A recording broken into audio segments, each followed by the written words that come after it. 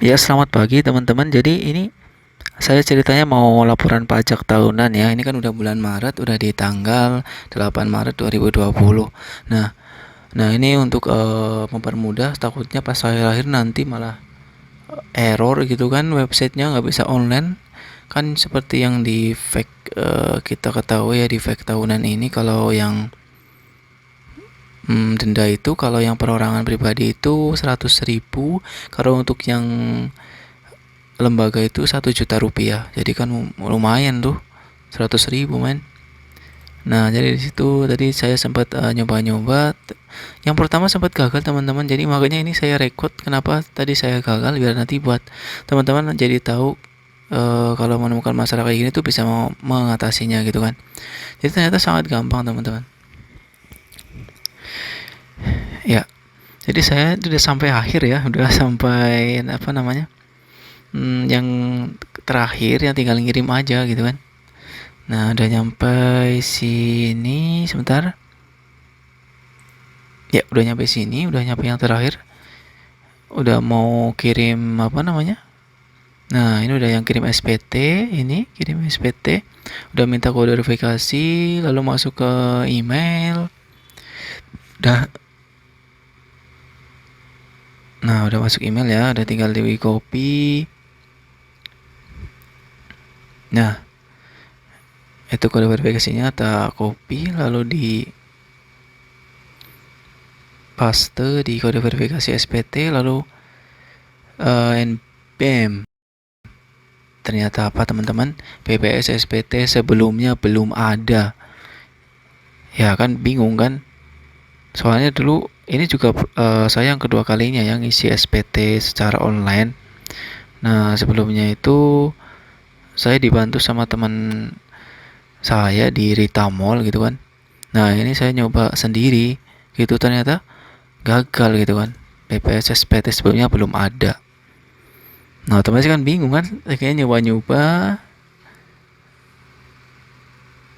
lagi mikir lama gitu kan, nyari-nyari. Nah, tadi saya iseng-iseng kopas copy server code-nya, lalu saya nyari di fake yang laporan tahunan ini, dan nyari, aduh gak bisa ternyata kan, gak ada. Jadi akhirnya saya masuk lagi ke DJB online, ke SPT yang tadi. Nah, di sini saya coba klik angkanya gitu kan, siapa tahu ada yang salah gitu kan. Lalu saya coba kirim lagi, ternyata PPS SPT sebelumnya belum ada. Nah, kita masuk ke menu DCP online. Tadi kan udah ngirim SPT gagal ya, PPS SPT sebelumnya belum ada. Nah, kalau berhasil itu biasanya ada notif puas atau tidak puas gitu. Nah, kita lanjut. Nah, kita langkah pertama itu masuk ke fake yang sebelumnya, tokonya kita udah buat kan. Jadi kemarin ceritanya itu pas tanggal 6 itu udah buat, cuman gak jadi. Jadi tak close. Terus aku terus ya udah gitu kan. Mungkin lupa, ketiduran gitu kan. Gak ada, akhirnya uh, hari ini ya mulai lagi gitu kan dari awal. Jadi saya pikir tuh bakal lancar, ternyata ada masalah kayak tadi. Jadi kita lanjut. Nah, ini udah masuk solusi yang pertama. Jadi yang pertama kita masuk ke kirim SPT, lalu nah ternyata di sini udah ada apa namanya, konsep SPT yang kemarin dibuat. Jadi ini yang pertama ya, yang nomor 2 ya.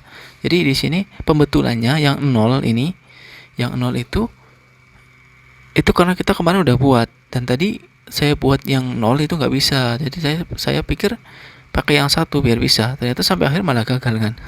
Dan ternyata itu yang membuat uh, daftar konsep kita itu, SPT kita itu penuh. Jadi kita harus hapus semua fake ini ya, semua data SPT kita yang udah dibuat sebelumnya. Nah, kayak gini udah dihapus. Nah, langkah selanjutnya berarti kita buat SPT lagi dari awal. Nah, ini teman-teman buku yang belum tahu.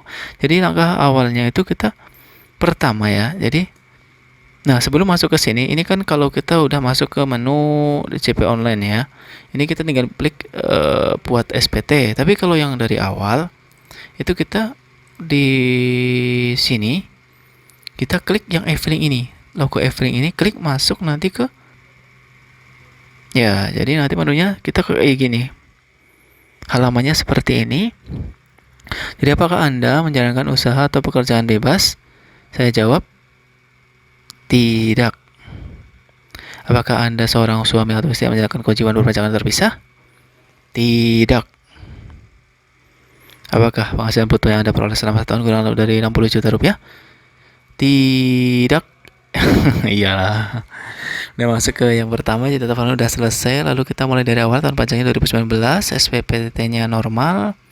Lalu masuk ke halaman 2. Nah, di sini kita masukkan pajak penghasilan kita sesuai tax form yang ada di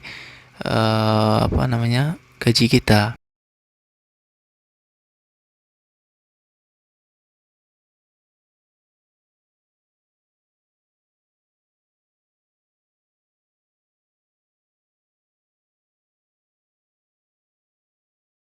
Jadi kan kalau kan saya kan di bank ya. Kalau di bank itu di menu karyawan, di menu SIP saya tuh udah ada formnya. Jadi kita tinggal masukin datanya aja gitu kan. Nanti saya foto ya, bentar ya. Nah, itu tinggal masukkan. Nah, untuk pajak per tahunan saya tuh, jadi kalau untuk di data form gaji saya tuh masuknya ke yang nomor 1 itu penghasilan bruto. Nah, jadi penghasilan bruto selama setahun kita, gaji kita setahun, itu kita masukkan di nomor 1. Nah, udah masukkan ya, 55.304.405.000. Nah, untuk pengurangannya ini memang yang berisi ini biaya jabatan atau biaya pensiun, sama yang kedua iuran pensiun atau iuran THT.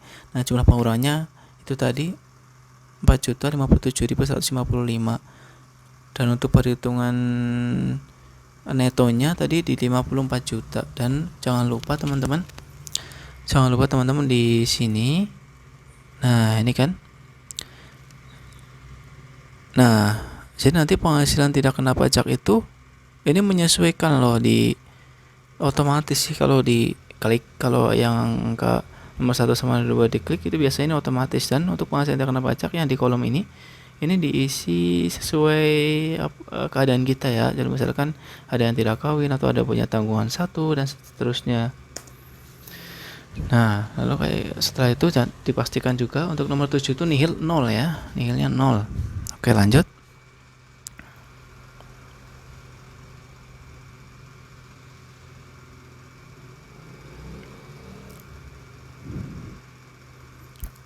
Nah, terakhir klik setuju. Langkah berikutnya,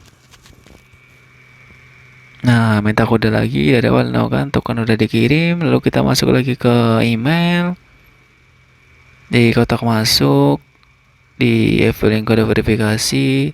Di kode verifikasinya kita kopas yang F70D24 ya, kopas. Lalu kita masuk ke menu DCP online tadi, kita paste, lalu kita kirim SPT, and bam, muncul notif kan puas dan tidak puas. Kalau sudah puas, ya klik puas aja ya, sip, udah masuk. Dan ini laporan pajakku di tahun kemarin 2018 dan 2019. Kenapa baru 2? Karena saya baru setahun kerja ya. Ya, terima kasih, semoga dapat membantu.